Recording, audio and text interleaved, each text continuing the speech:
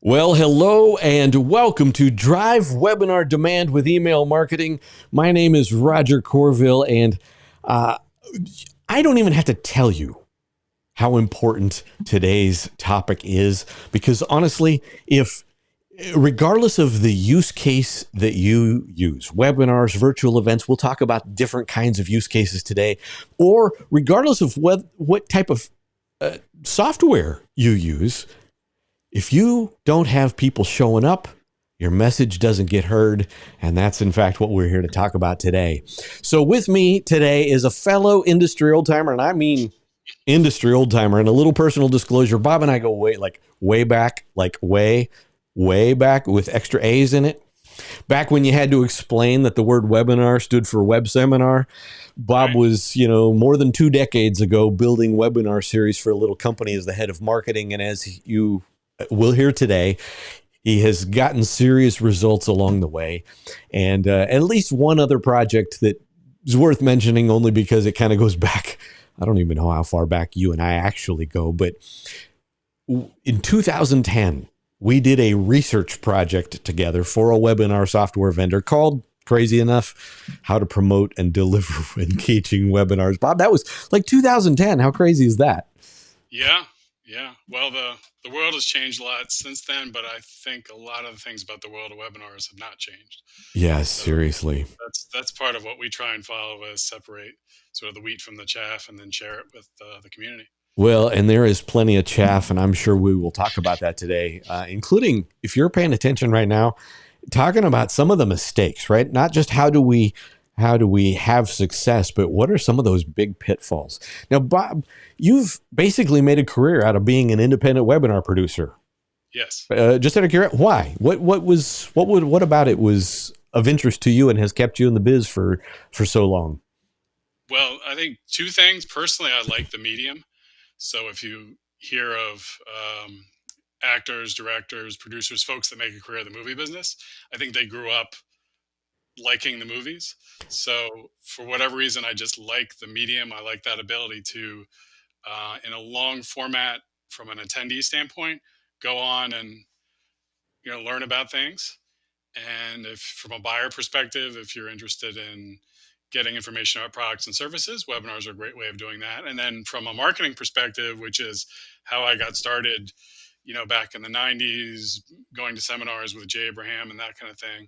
Um, Eventually had a seminar consulting business, and so we did big road shows for big companies and spent a lot of money. So they wanted to figure out how do we optimize that? How do we reach influence decision makers? How do we cut through the clutter? So then, almost by accident, about 10 years later, I discovered webinars, and there's a lot of ability to do some good stuff in webinars, which we'll talk about. You know what? I totally forgot that part of your story. And I Right. don't even remember if I ever told you this how many years ago, but when I started in 1999, quite literally, there of course there were no books on how to do webinars, and as you know, I wrote one of the very first ones that ever hit the market. But Mhm. but so I went and bought books about how to do how to do seminars, right? And Right. sometimes a third of the book would be useless because it was, talking about how to set up tables to increase engagement or that kind of thing.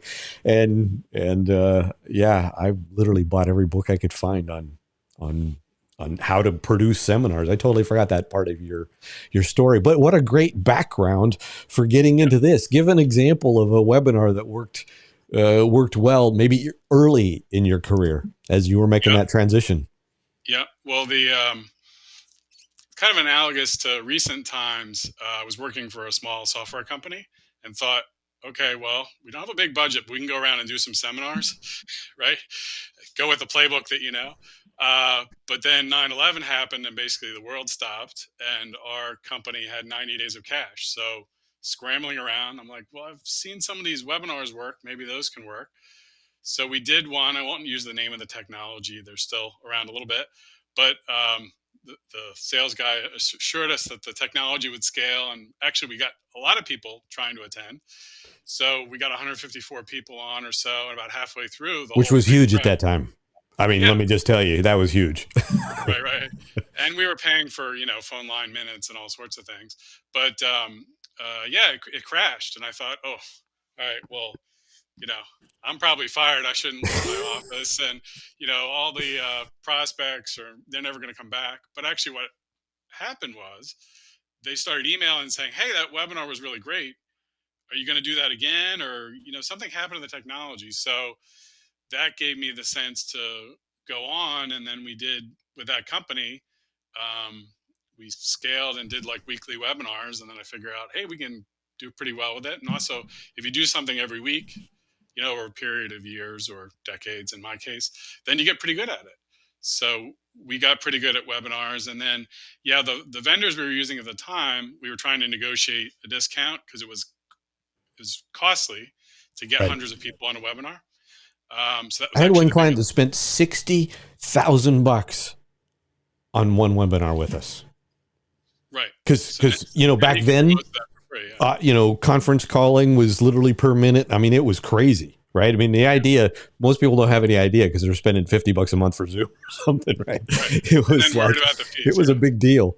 We charged Yeah. people $1,500 just to build a reg page, but we built them by hand. Literally, we built it by hand. Anyway, keep going. Right. Right. But we had I mean, I think one of the biggest,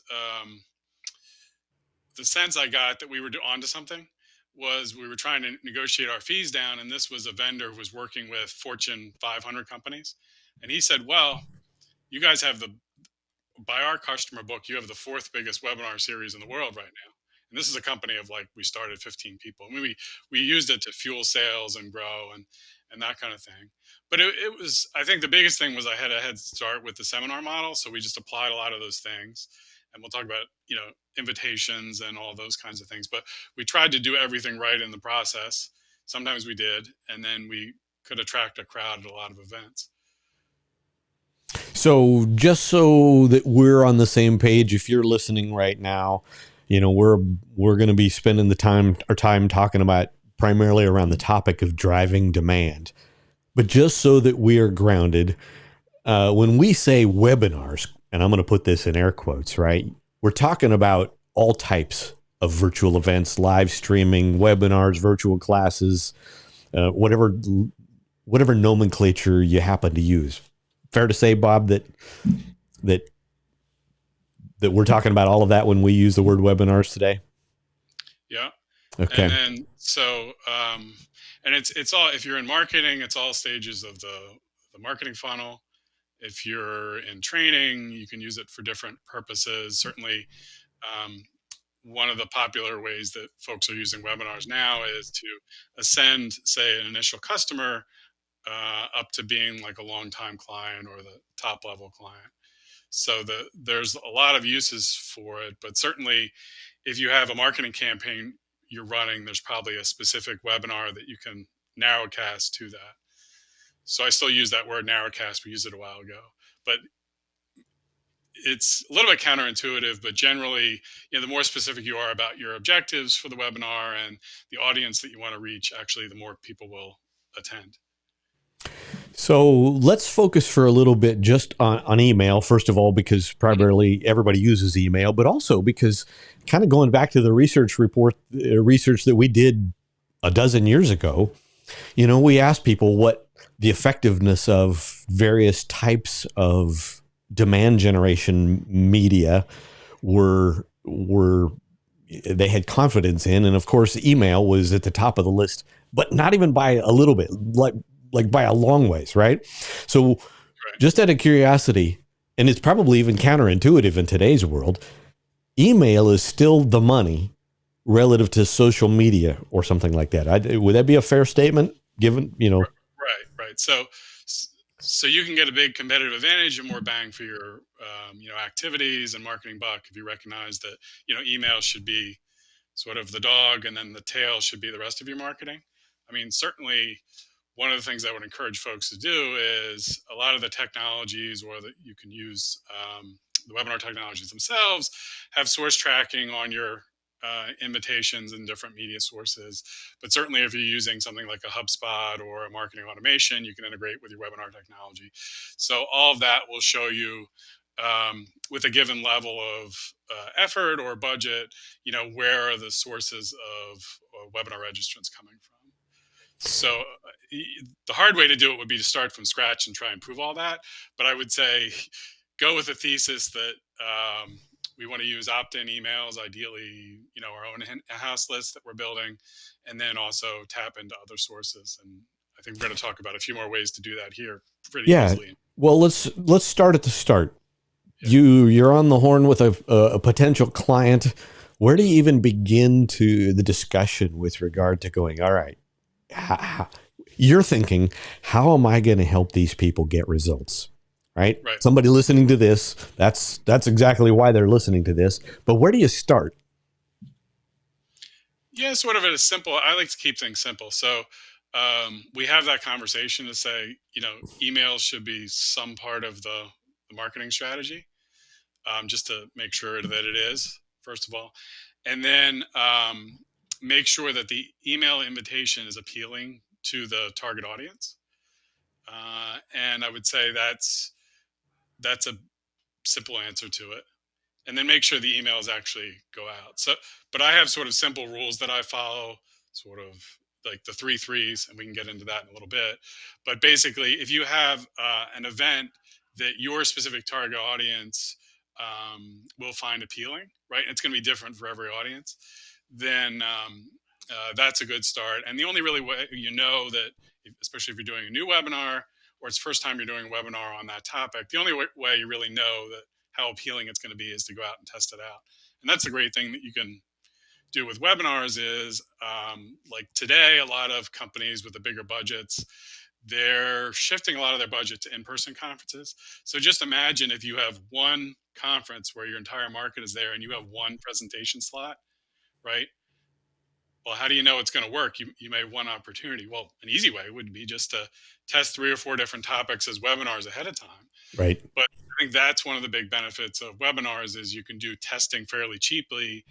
And the folks that I see in certain industries that are doing like webinars, say every week, um, on the same topic, right, which is sort of a mind shift for most companies.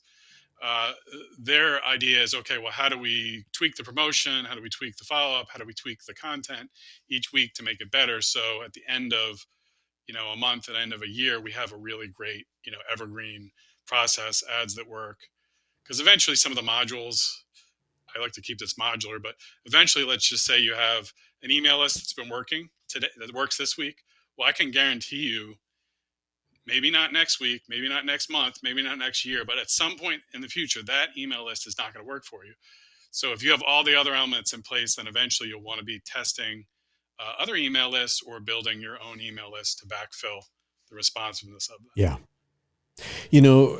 That's a great point. I I worked in the financial services industry in the 1990s, and kind of my cutting my teeth in marketing was in direct mail, right? And so, as probably most people watching know, marketing 101 is you can only test one variable at a time. So you're, whether it's testing list or headline or whatever it is, and we'd drop 5,000 per test segment, like 5,000 emails.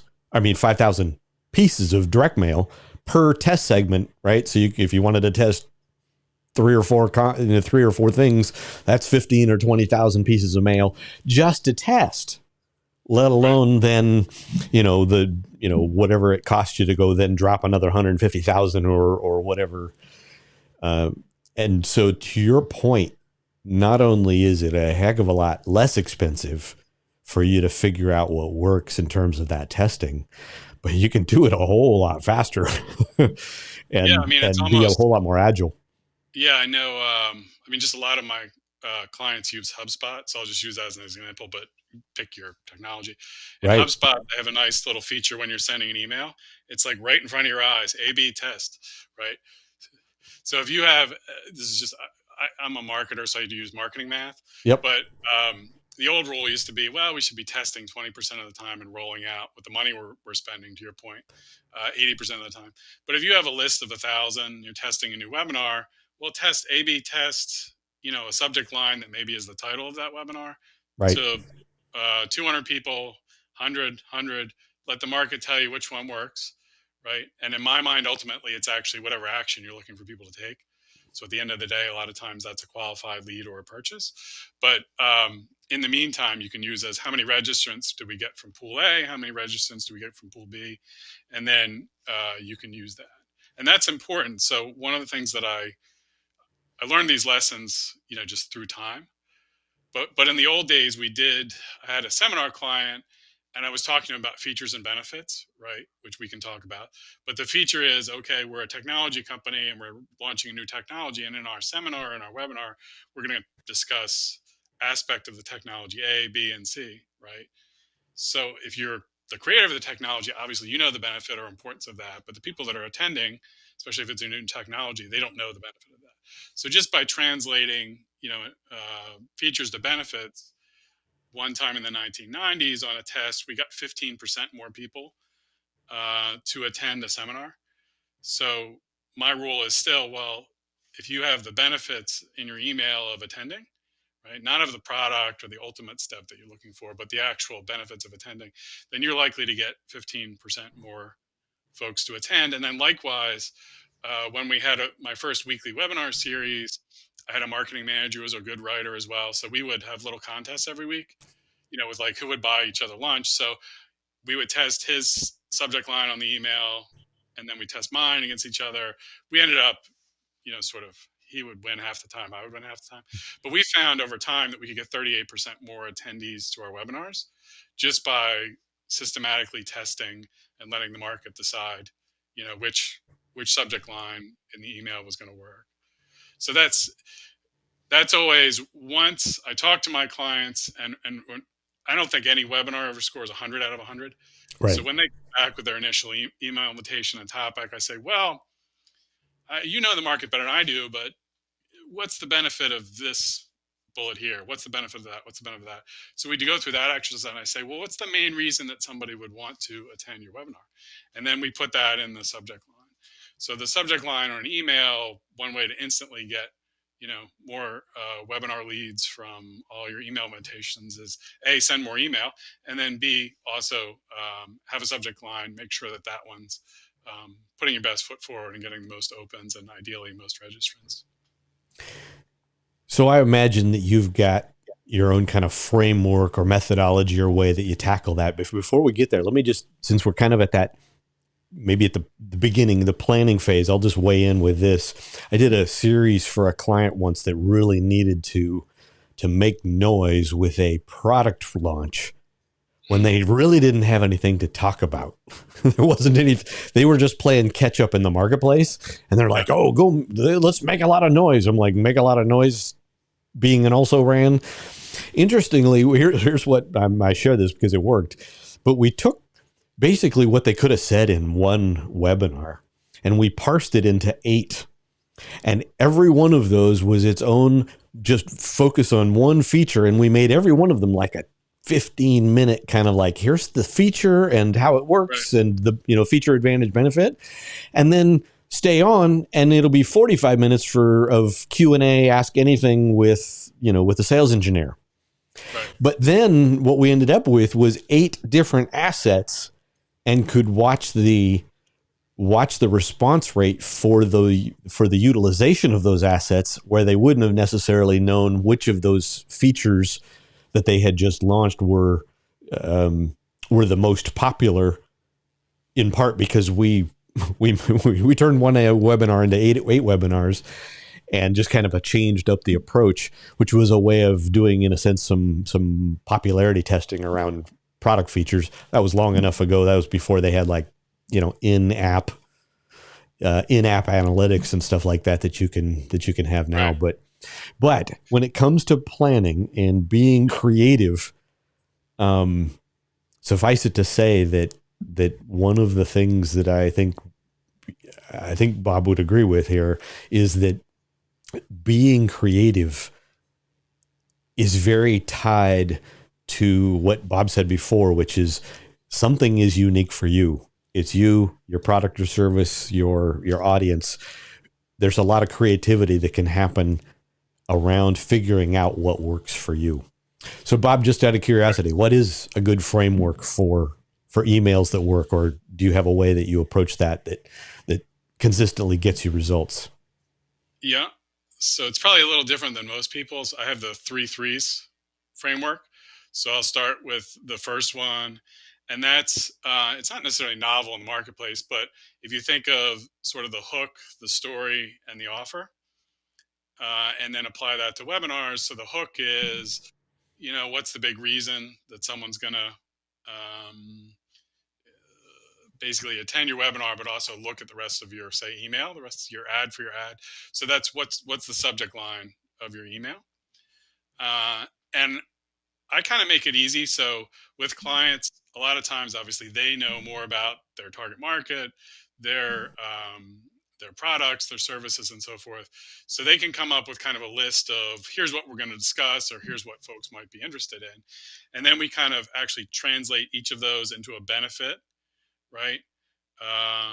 And then, so an easy example would be, well, if you come to a webinar that I hold, you'll learn how to get more response from all your email invitations, right?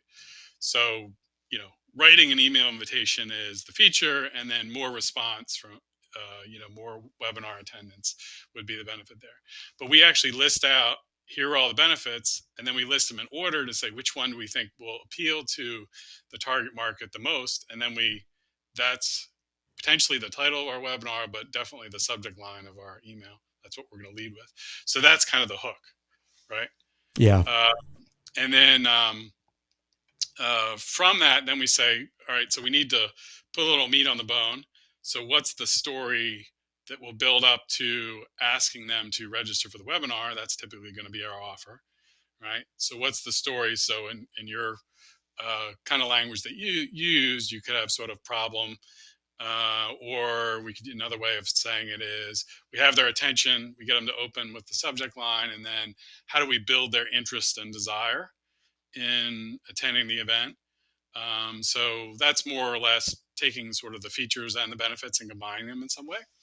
And then at the end, we want to call them to action urgently, right? So in the seminar world, right, an easy way of creating urgency is saying, we're coming to your city one time, right?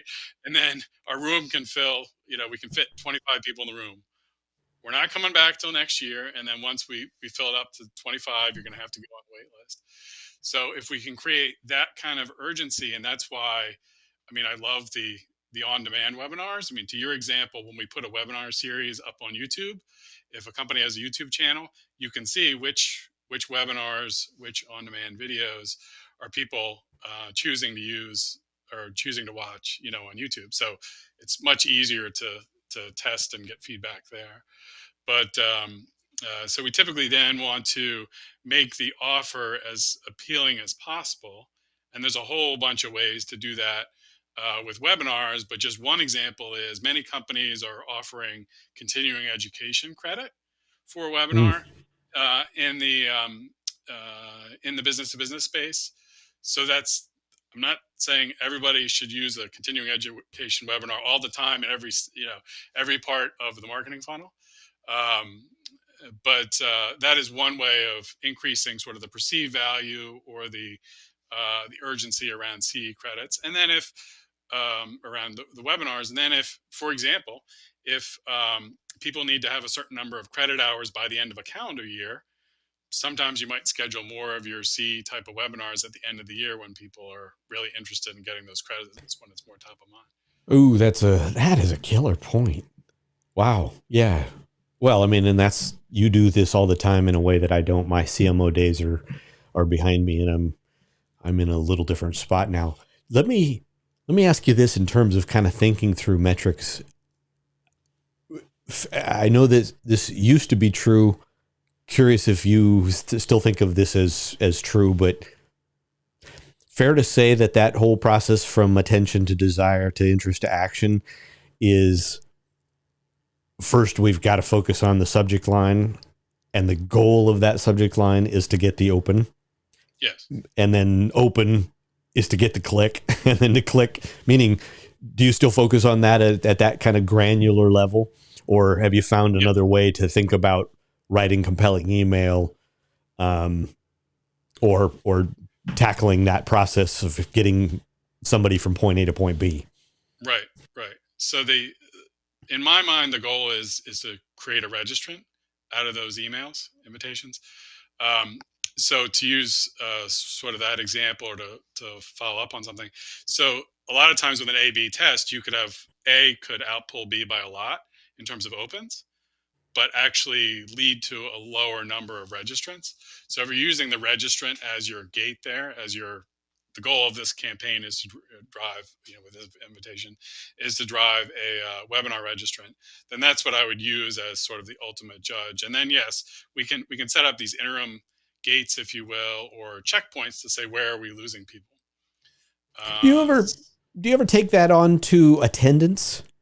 Meaning, do you ever have clients who go, yeah, even following that same analogy, the point isn't the registrant, it's the attendee. You ever have them measure it at that point in time? I mean, I'm just curious because I don't know your client base, but I would say it's unusual for someone to take it sort of a sale or an attendee, or a lot of what I deal with is, uh, 5, 6, 7-figure relationships over right. time. So I would say most companies are not really doing a great job of what we call closed loop tracking. So they're not understanding exactly what marketing input is creating a sales opportunity. They're lucky if you can compare sort of apples to apples, in my mind, which in a big sale is qualified leads. So let's figure out, okay, we did, to use my example before, we did the same topic as a webinar, and then we're doing it as in an in-person conference, right? So how many qualified leads did we get out of each? And then we can go back to money and everything else. So I think most companies are not getting to that sort of granular level. So I typically make it easier and say, all right, so how many registrants did we get? How many attendees did we get? How many qualified leads did we get out of that? And then what's the sort of sales metric beyond that we're tracking? Just But out I of think curiosity. yeah. Finish your thought there. I was just saying, if as on the marketing side, if you're looking at prospect marketing, I think if you can have some sort of one type of fruit that you're comparing apples to apples. So we're doing these 20 things, and how many qualified leads are we creating, and just agree on the common definition of that. I think if the marketing activities that you do, you are comparing those apples to apples, I think you'll be way ahead. So one example is, I worked early on with a healthcare company when most other healthcare companies were not doing webinars. This is pre-pandemic. So they did a good job of doing that. What they found that the webinar leads came in, this is qualified lead to qualified lead, at 4% of the average cost per qualified lead versus the other channels, right? And there's a whole bunch of reasons why. Right. But they were able to say, okay, all things being equal, we should do more webinars, right? It's, and so I think if you can track it at that level, and then I think sort of beyond that, going back to sort of modern versus olden days, if you do a webinar to create some sort of results, and you're creating new content or repurposing content from other areas and creating a video that then can be used in other parts of the marketing process, and just doing that, because everybody wants more video content. Companies, especially as you get bigger, you can only create so many good kind of presentations. So if you can get those into sort of your individual live sales presentations, get them into in-person conferences, get them on the website, get them into live webinars, then you're going to be way ahead of the game. But just what we just talked about these first few minutes, most companies are kind of struggling at that sort of basic level to do all these things. Well, and no, I've seen and experienced the same thing, and it's crazy that I would even say people are still struggling with that, meaning there is a delta between what they know should happen versus what does happen. And then there's often a level of cognition about that. At least one of the ways I often quip about it is the difference between a sales qualified lead and a marketing qualified lead. A sales qualified lead is I want to close 9 out of 10 people that I call, which Right. is not tends to be at odds with how marketers think. I'm just out of curiosity. Might be down on the weeds a little bit, but does the marketing qualified lead in your universe ever include some of the ancillary data that's possible throughout the life cycle of a webinar? And just in case you're watching and listening this, here's what I mean by that. If you put up a white paper and somebody registers and downloads it, you've just got that one registration event to do that.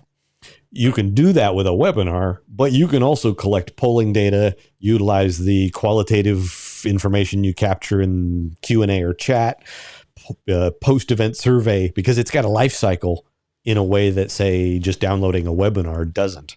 Just out of curiosity, Bob, do the people that you run into think about incorporating that data into how they qualify leads, or is that still beyond where a lot of Well, yeah, folks are? the nice thing is, I would say, a webinar attendee, especially, you know a lot about them, and then hopefully um, we could have a whole separate conversation on um, your registering folks on your own webinar forms versus like a third party form, which is not, you know, um, that's much less valuable, and it's you're not getting a true opt in there.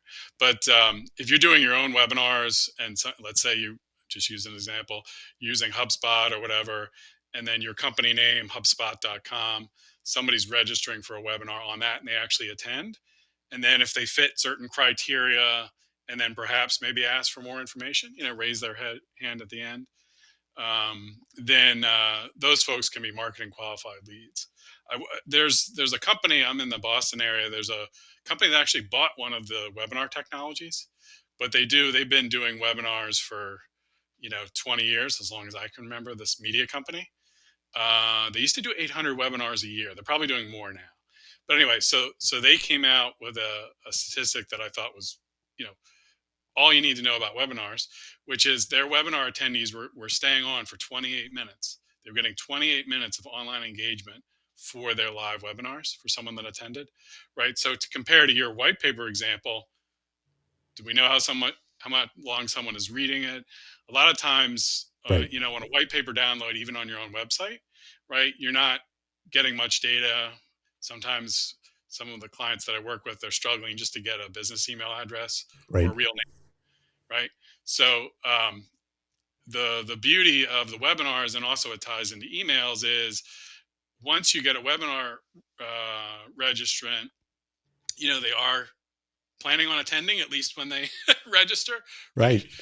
So we know a certain percentage, will attend, and that can be all over the map. Some of that's under your control. Some of that's based on the email sequence that you then use to convert registrants into attendees, which we can talk about too. But you have a lot of data. You can capture a lot of data on that registrant form, because if you've done a good job of presenting the value that you're offering and making it appealing ahead of time in the promotion, then they will give you more data on that webinar registration form. So you Right. can get a sense for, well, uh, webinar registration one is not a company that we have in our database that we would target, so we can throw it out. And then webinar registration two is actually one of the target accounts that we're working with. This person may be, a buyer or influencer. We don't know yet, but at least that's worth investigating. So obviously that could be, if that person attends the webinar, could be a marketing qualified lead. So, have you found any particular tricks with regard to how you connect? Since you've talked a bit about writing compelling emails, Hmm. um, have you have you? And I realize that sometimes you're, what's the word I'm looking for? You are at the behest of those people that are hiring you and what they are willing to or not willing to attempt. But Right. between the point that they register and then attend, have you played with that sequence in there at all? A little bit. I try and keep that simple. Okay. So I would say you'd want, and this is a lot of the folks that are sort of the other webinar old timers, I will say. I would say a lot of them, work for the a technology related to a webinar, which is great. but I work independent of that. And so what I see, even just in terms of some of the webinar technologies, is some of them will be better or worse at their email engine. So the Right. email engine is important because when somebody registers, we can actually, some of the attendance is actually under our control, Right. right? So if we can get at a very minimum in terms of trying to turn a registrant into an attendee, right? And many of the companies that I deal with don't even count a webinar registrant they as a marketing qualified lead or not much of a lead. It's like, Right. okay, if they attend for a certain amount of time and then meet some other criteria. So we're really focused on driving those attendees. But the first way is obviously to get a confirmation email to them right away, and then hopefully we can get them to add that information to their calendar and all those kinds of things. And then in addition to that, the other part of the email sequence there is I like my personal viewpoint, and you can try other things, but I like to have a 24-hour reminder, right, that gets there actually on or about 24 hours. And some of the technologies on marketplace, folks can test this on their own, but some of the well-known technologies in the marketplace, the email can kind of show up randomly. Right. So ideally you want the confirmation right away, and then you want either a 2 to 3 hour reminder ahead of time. I like that personally better than a 1 hour reminder, partly because, in terms of deliverability, there's no such thing as 100% deliverability. Some of it's obviously going to go to spam, or some people will miss it. So if you have the confirmation, that goes out right away, and then also you have those two other reminders, that's a kind of a nice 3 steps to try and turn that registrant into an attendee. Right. And then if you're in a marketing sense, registrant to revenue is what I say. So how Right. many registrants do we get? And ultimately, can you track how many dollars we created in order to reinvest back in what works? But that, to me, that's a good sequence. And then in addition, we shouldn't just any old email that comes out of the system and goes to somebody to get them to attend. We need to recognize that we're remarketing to them, kind of that we want to eliminate the buyer's remorse or the post-purchase reassurance when somebody makes a purchase. Likewise, we don't want them to register for the webinar and then say, oh, I really shouldn't have registered for that webinar because I'm busy that day or whatever. We want to remarket back to them and convince them to attend. And part of that is thinking about how do we put those benefits that you spend a lot of time in the subject line and all that, put Right. those right into the reminder sequence. And obviously, yeah, in terms of thinking about reminders and turning registrants into attendees, I would say a lot of companies or marketers just think about, oh, well, here's the number. Well, you can affect that, and there's reasons why, and you can be thoughtful about it. Um, but but ultimately, yes, you are going to get fewer people that register. There's going to be a drop off to attends. So whatever number that is, let's try and improve that. I'm so glad that you said that, because I've had the same experience. I should say I've made some of the same value statements. I don't have the depth of experience in doing the kind of like client side marketing agency approach that you bring to the table when you're doing it on behalf of the client.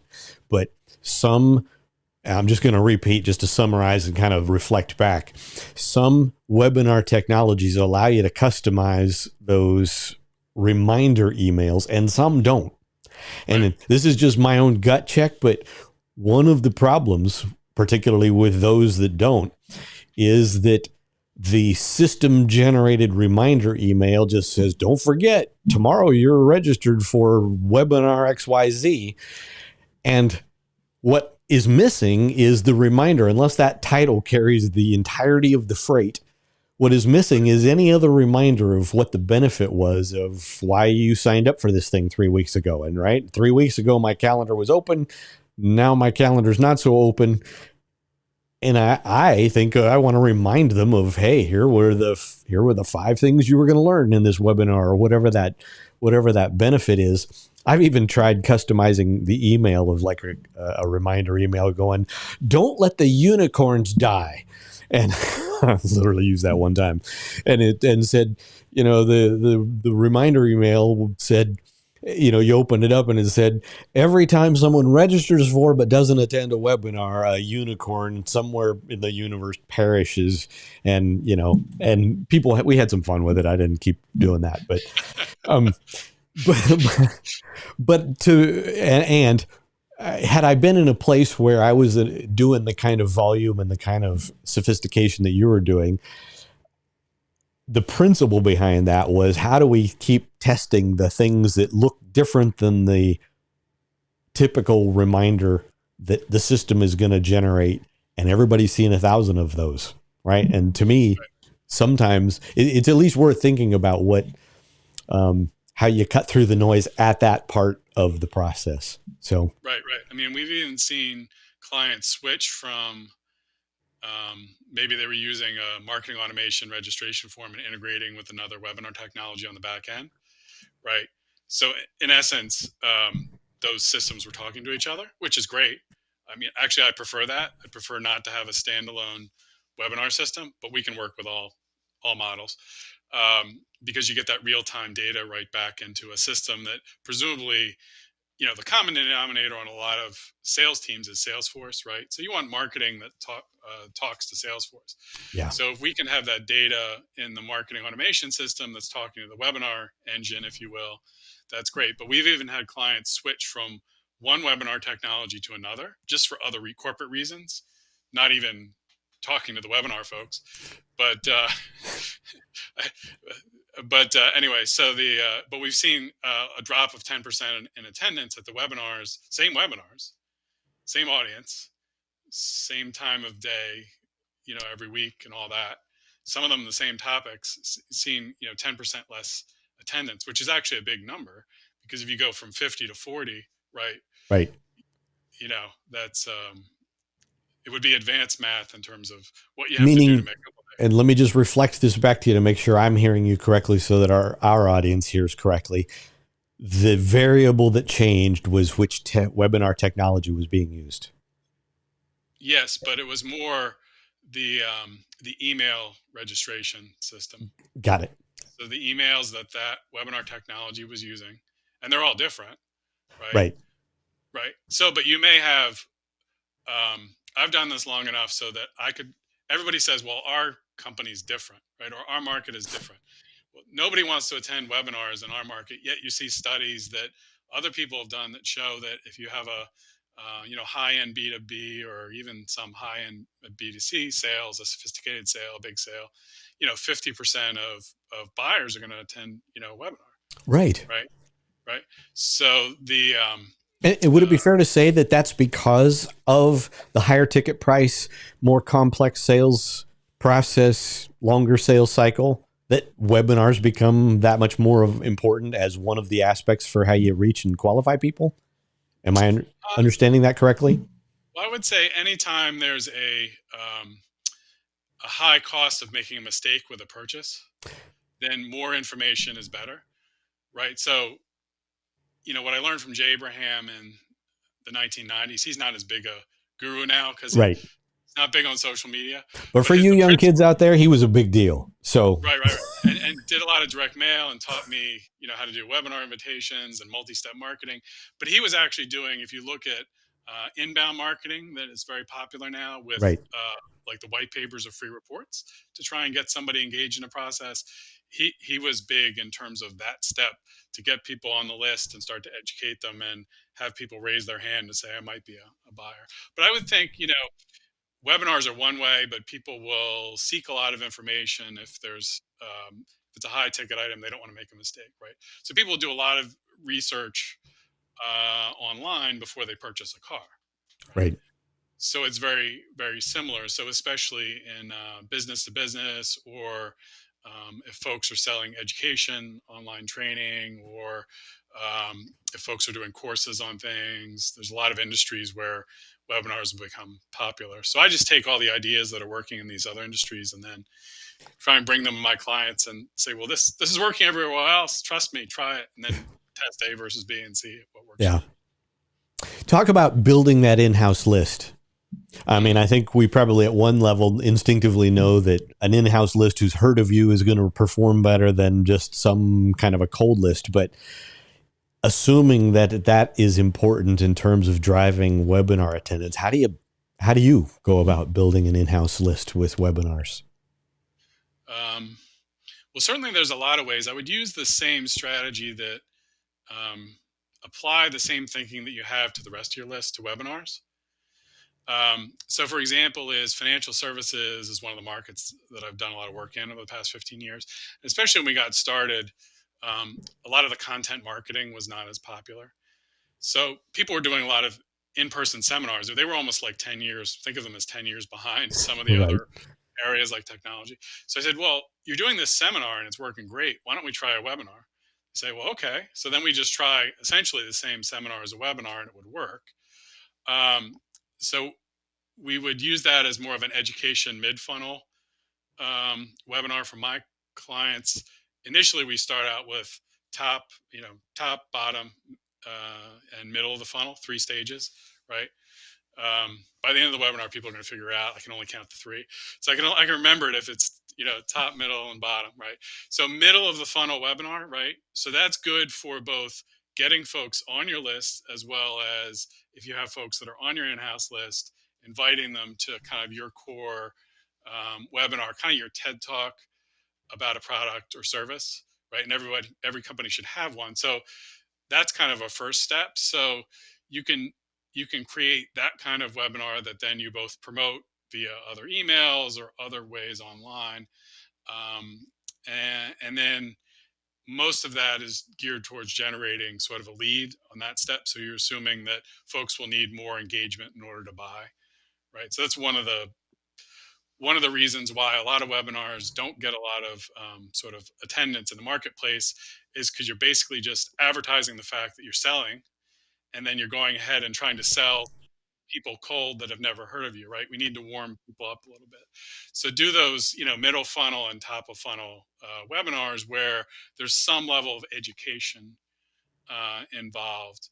So, for example, in the financial services industry, like whether you are thinking about putting together a financial plan, or maybe have worked for a company for a long time and they say, well, we're thinking of making you this offer, this package, right? So at that point, you're probably not ready to hire say a financial advisor, but you are in the market to learn about, okay, what are some of my options? What should go into a financial plan? What are some of the benefits? And those kinds of things. So if you can cover a lot of the issues and the problems, and then introduce the fact that you as an expert can offer a solution as a next step. So kind of multi-step marketing. So I would start by having, that educational webinar in the middle of the funnel. And then, by the way, take the transcript of that webinar, and that's your white paper free report that goes on your website, and start to generate leads from that separately. And that you can build your in-house list that way. So the fact that you have these webinars, and then you can repurpose them in multiple ways. But one of the ways that I like to is just take a transcript of that and turn that into a written asset that then maybe somebody can download online, and you can start to get them on your list. And obviously the next step is to use that financial plan example. If they say, the 7 benefits of having a financial plan, and that's your webinar, and then they download that on your website, let's say this week, well, by the way, there's a webinar next Wednesday that's on that topic, and then you start to drive some folks. That's a simple example. Right. And then I'll stop there. But then there's the whole top of the funnel conversation, which I know people are very interested in, because if you do webinars for a while, or you're in sort of a static market where there may be only a certain number of buyers. I mean, if you're selling to the Fortune 500 CFOs, there might only be 500 of those CFOs that you're selling to, right? So so you can't get a bigger list, but you got to do something else to engage them for the 400 people that you haven't engaged this year. How do you do that so they can be top of the funnel type of webinars?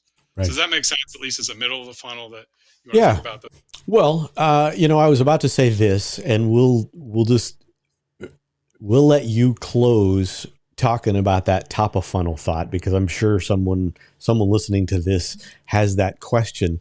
But let me also draw your attention to the bottom of the screen. I presume, just me and Bob talking here, you may be doing something else. But if you look at the screen right now, mustseewebinars.com/free gifts is quite literally Bob's offer of a whole bunch of stuff, and I'll just say that again here at the end of our time together.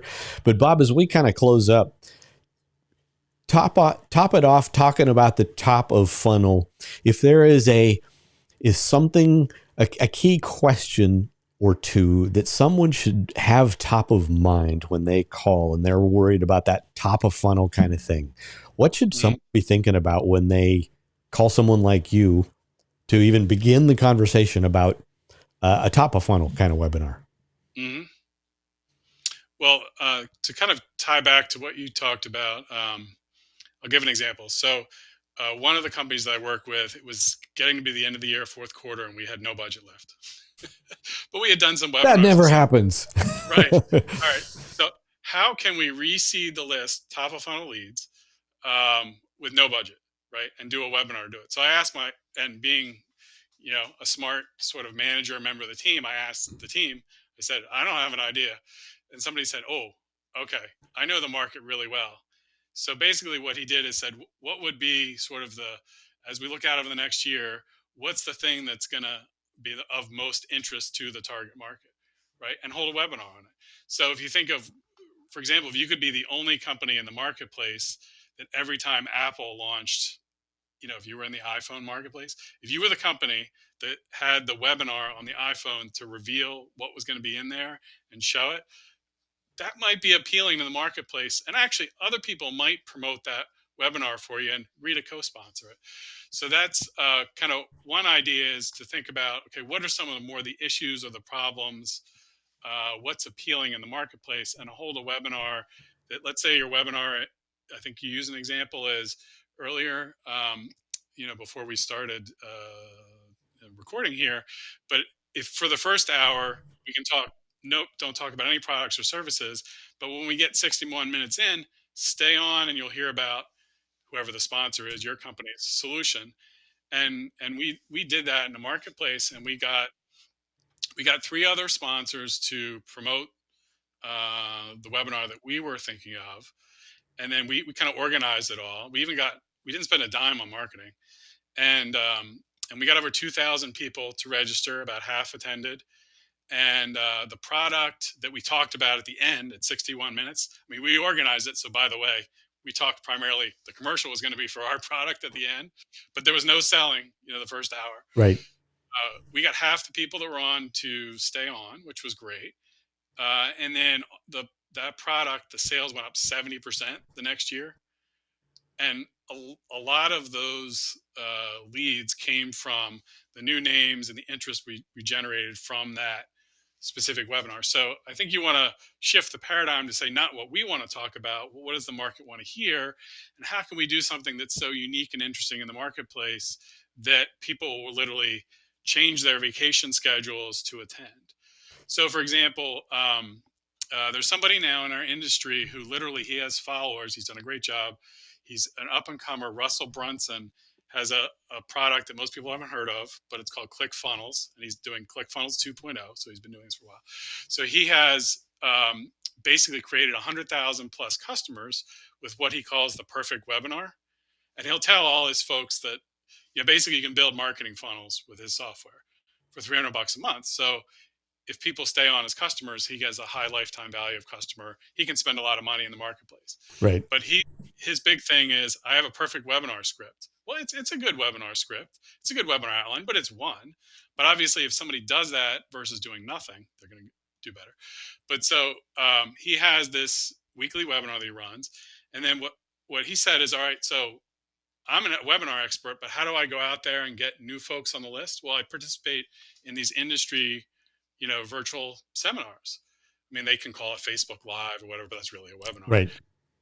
But he'll go with, let's say, five other folks that have other email lists in the marketplace, right? He has a big email list too, but he wants to cross pollinate with those folks and create a unique one-time event. For most companies that are watching this, you could do, rather than just an hour webinar, you could do a half day or 3 hours. Think of it as three webinars. But you could create kind of a virtual summit that's literally the purpose of it is to get people excited about the presentations and the things, the vendors that are there, not to be doing selling, but be doing more education, right? So the more people that download all my free gifts, I try and give my secrets away. Actually, the more folks that are going to do webinars with me, and the better their webinars are going to do. It works in everybody's interest. But if you can do, that's just one example of today how you can work with others, sort of complementary companies in your marketplace. I've seen people do it with competitors work very well. But so typically you can get, 5 times the folks to register for a virtual summit as you might with just an average, webinar at the top of the funnel. But you want it to be something that's exciting, one time only, and then something that multiple companies with multiple email lists promote. Because there's that other thing that, well, if I get an email from one company about it and then I get another, well, I get fear of missing out, right? So I'm thinking, oh, this is going to be really interesting. But I use that example since then, but think of, okay, well, what's the big launch or big event that where people would be really excited to attend in my marketplace? What's the event of the year? And then how can I do that as sort of a top of funnel webinar? And then get folks using those email lists. Yeah. Well, awesome. Let me draw your attention one more time to mustseewebinars.com/free gifts. And that is plural, mustseewebinars.com/free gifts, plural.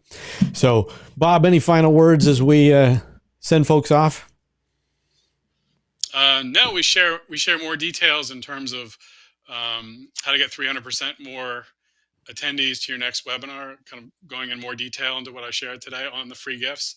So, and then go there and try it. And that's what I say, the biggest obstacle that any company has or any individual is, there's a great idea, go ahead and try it. If you have 5 products and they're 80%, the next version is 80% built, you got no products. So go out there and try a webinar. And to your point, it used to be a lot more expensive, and you can do these things. And then don't be afraid to then repeat what works, because you'll tire of that same old webinar again. Well, the market doesn't tire of it. That's right. So just try these ideas and then see what works on your own. Yep. We used to say the exact same thing when we were using direct mail. It's like, when you find a combo that works, keep hitting it until it drops off, because as long as it's working, keep on doing it. It's amazing how many times you can do the same thing over and over.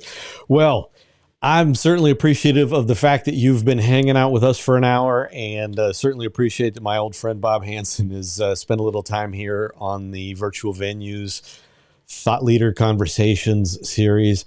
I trust that you will give Bob due attention, and certainly on our side, we're going to just keep having conversations with smart people in the industry, because I really think that's part of how we get past all the noise, right? That there is an ever-living ton of noise in the webinar. Get wildly wealthy with...